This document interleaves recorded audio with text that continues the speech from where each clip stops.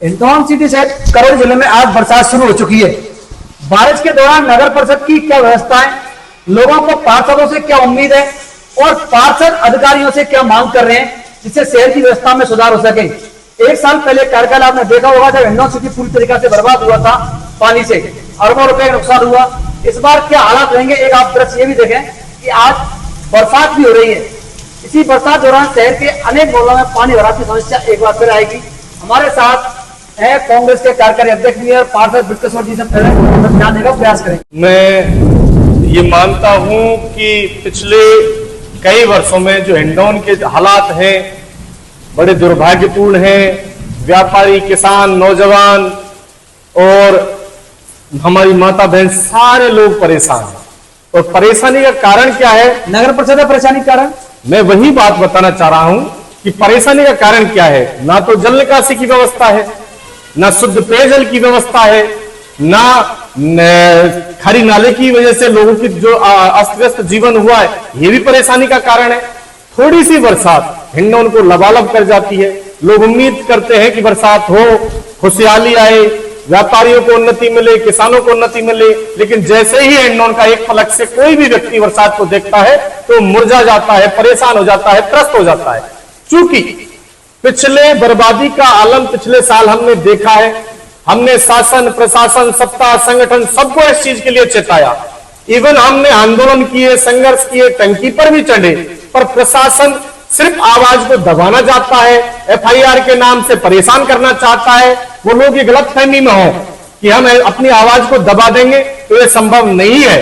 तो नगर परिषद के सभापति जी कमजोर हैं या विधायक कमजोर है? मैं ये कहना चाहूंगा आदरणीय विधायक अपना मेहनत कर रही है, लगातार प्रशासन से भी संवाद कर रही है, लेकिन सत्ता की विपरीत होने के कारण आज विधायक को एक दंश झेलना पड़ रहा है। हमारे सभापति महोदय को जितनी मेहनत करनी चाहिए, शायद मैं ये मानता हूं और ये कहना भी चाहूंगा कि इतनी मेहनत वो कर नहीं पा रहे। कारण क्या है, परिणाम क्या है, इस पर तो हम नहीं जाते। बिट्टेश्वर जी, आप कांग्रेस के कार्यकारी अध्यक्ष भी हैं और पार्षद, क्या कहना चाहेंगे, इस बार क्या व्यवस्था है? सर, प्रथम तो मैं हिंडौन वासियों को और प्रदेश वासियों को इस बरसात की बहुत बहुत हार्दिक शुभकामनाएं देना चाहता हूं कि आज हिंडौन में पहली बारिश हो रही है। हमारे जो किसान भाई हैं उनके भी चेहरे खिले हुए हैं, लेकिन हिंडौन वासियों के चेहरे मुरझाएंगे। क्यों? क्योंकि पिछली बार जो बारिश के जो हालात थे, उन्हीं हालातों के साथ साथ आज भी वही हालात हैं जो आज से एक साल पहले थे। कोई हालातों में कोई अंतर नहीं हुआ है। प्रशासन से खूब मांग की गई है, डीपीआर भी बन चुकी है, लेकिन उस पर कोई धरातल पर कोई काम नहीं हुआ है। नाले की खुदाई हुई है आगे से, जबकि पानी भरेगा हिंडौन शहर, कटरा बाजार और इनमें, तो वहां तक पानी ही नहीं जाएगा तो उस खुदाई का क्या औचित्य? और वो खुदाई भी हुई है तो वो भी वहीं की वहीं डाल दी गई है। बरसात जैसे ही होगी वो दोबारा से पुनः उसी नाले में आ जाएगी। तो मैं तो समझता हूं कि प्रशासन ने बिल्कुल किसी प्रकार का कोई भी इंतजाम नहीं किया है इस बरसात से निपटने के लिए। नगर परिषद फेल साबित हुई है? बिल्कुल फेल साबित। आप भी उसके हिस्सेदार हैं, पार्षद हैं? बिल्कुल, हमने पुरजोर कोशिश की है। हम जयपुर तक भी गए हैं, आपके पत्रकार भी, हमारे दीनदयाल जी वगैरह सभी हमारे साथ थे। हम यूडीएच मंत्री से मिले हैं, उन्होंने हमें आश्वासन दिया, लेकिन डीपीआर बनी लेकिन कुछ नहीं हुआ। केवल आश्वासन ही आश्वासन देकर रह गए, अभी कुछ हुआ नहीं, कुछ नहीं हुआ। वार्ड नंबर 17 उदय सिंह धाकड़। बताइए सर, क्या कहेंगे? बाढ़ आज इस नगर परिषद में जो 70 सालों में आज तक नहीं हुआ, ऐसी दुर्गति आज पूरे हिंडौन की हो रही है। बाढ़ में यानी संपूर्ण हिंडौन में जो बड़ी बड़ी नालियां कचरे से भरी पड़ी हुई हैं, जल निकासी की कोई सुविधा नहीं है। प्रशासन को पहले भी अवगत था, लेकिन बाद में भी अवगत कराया, लेकिन प्रशासन ने आज तक उस पर ध्यान नहीं दिया और यथावत स्थिति में नालियां भरी पड़ी हुई हैं, जिससे अब बरसात का जो पानी आएगा वो तुरंत है ना नाले में जाने से अवरोध होगा और पानी भरेगा शहर। जिम्मेदार कौन है? अब इसके जिम्मेदार ये अधिकारी लोग हैं जो जनप्रतिनिधियों के बार बार कहने पर जनप्रतिनिधियों की सुनवाई नहीं कर रहे, वो अधिकारी इसके जिम्मेदार।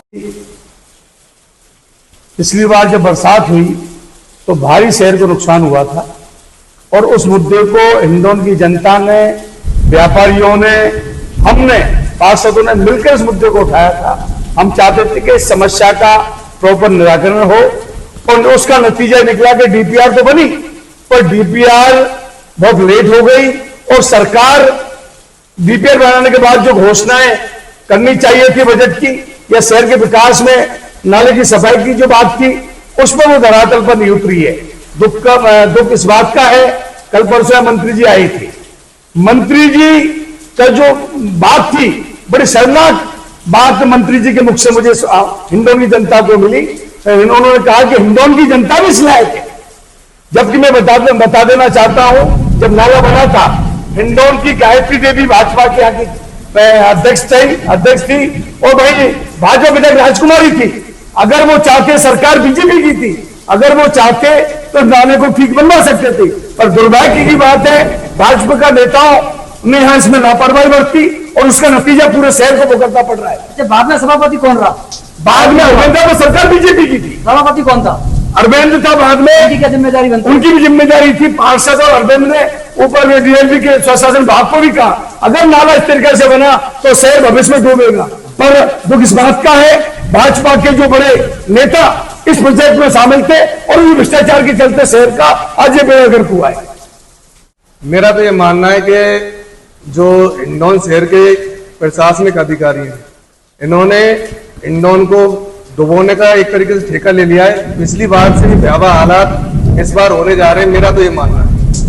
मेरा बाढ़, ईदगाह कॉलोनी, रजाक नगर, जहां से कटरा बाजार पानी एंटर होता है, जो पहाड़ों का पानी हमारे इधर से निकलकर गौशाला के जो पुलिया है उसमें से होता हुआ नाले में जाता है, लेकिन प्रशासनिक अधिकारियों को उदासीनता को आप धोखे को, विनोद जी, तो आप करौली जाओगे तो रास्ते में पारस चाय वाले के यहाँ पर पुलिया है जिसमें से पानी जाता है। प्रशासनिक अधिकारी की उदासीनता को इस बात से समझा जा सकता है, उस पुलिया को आज तक नाली को पुलिया से जोड़ा नहीं गया है। हमारी कॉलोनी का पानी पीछे कॉलोनी में भरा पड़ा है, और अब जब बरसात हो रही है तो उसका निकलने का कोई रास्ता नहीं है। कई बार हमने प्रशासनिक अधिकारी कलेक्टर साहब को, एसडीओ साहब को अवगत करा दिया, लेकिन कोई सुनने वाला मुझे लगता नहीं है कि हम पार्षदों की क्या, हिंडौन की जनता की कोई सुनने वाला नहीं है, और जानबूझकर प्रशासनिक अधिकारियों के द्वारा हिंडौन को डुबोने की साजिश रची जा रही है। कोई सुनने नहीं वाला, पार्षद क्या कर रहे हैं?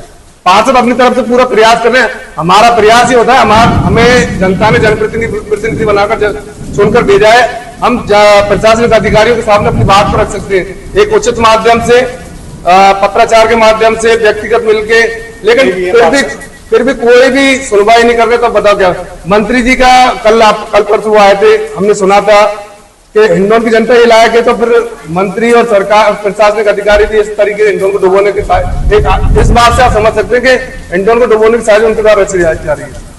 सब लोग ही जिम्मेदार है, सभापति और विधायक से अपन पॉलिटिकल इसमें लेके नहीं जा रहे। मेन जिम्मेदारी तो फिलहाल में अगर देखा जाए प्रशासनिक अधिकारियों की बनती है, ना कि राजनीतिक अधिकारी की। वो अपनी तरफ से प्रयास कर सकते हैं, हम जनप्रतिनिधि राजनीतिक आदमी प्रयास कर सकता है, लेकिन जो पैसा, बजट और जो काम करने के प्रशासनिक अधिकारी अपने कर्मचारियों और जो इंजीनियरों के माध्यम से ड्रेनेज का जो सिस्टम निकाले, वो तो प्रशासनिक अधिकारी निकाले। प्रशासनिक अधिकारी एसडीएम हिंडौन, एसडीएम हिंडौन भी है, नगर परिषद जो जिम्मेदार है, चाहे वो एसडीएम साहब हो चाहे और कोई जिम्मेदार अधिकारी हो, जो भी जिम्मेदार अधिकारी चाहे नगर परिषद के या उपखंड प्रशासन के हो, सारे ही जिम्मेदार हैं। पूरा हिंडौन ही ये कहने की कोई बात डूब रहा है, पूरा हिंडौन ही इस बार पहले से ज्यादा भयावह हालात में देखने को आपको मिलेगा।